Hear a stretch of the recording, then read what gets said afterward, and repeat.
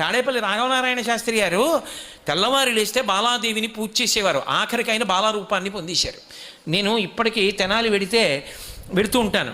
వెళ్ళినప్పుడు నాతో మీరు కూడా వచ్చారు కదా, ఆయన కూర్చున్నటువంటి చెక్క పడక కుర్చీ మనం చూడలా, ఆయన పడక కుర్చీలో పడుకుంటే ఆయన్ని చూడడానికి ఇంటికి వచ్చిన వాళ్ళు అమ్మా తాడేపల్లి రాఘవనారాయణ శాస్త్రి గారు ఉన్నారా అమ్మా అని అడిగేవారు.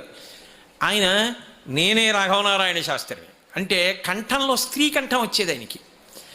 ఆయన కాసేపు ఆగి ఒళ్ళు బండి 10 మాటలు అడిగితే కనబట్టలా అని లేచి నిలబడితే అప్పుడు ఓ రాఘవనారాయణ శాస్త్రి గారిని గుర్తుపట్టేవారు.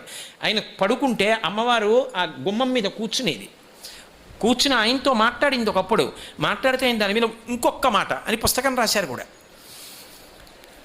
భగవతి ఆయనతో తిరిగేది. ఇప్పటికీ వాళ్ళ అబ్బాయి చెప్తూ ఉంటారు, పాయసాన్నాన్ని అమ్మవారికి నైవేద్యం పెట్టి గది మధ్యలో పెడితే వచ్చిన వాళ్ళందరికీ ఎంత వడ్డించినా పాయసం వస్తుండేది.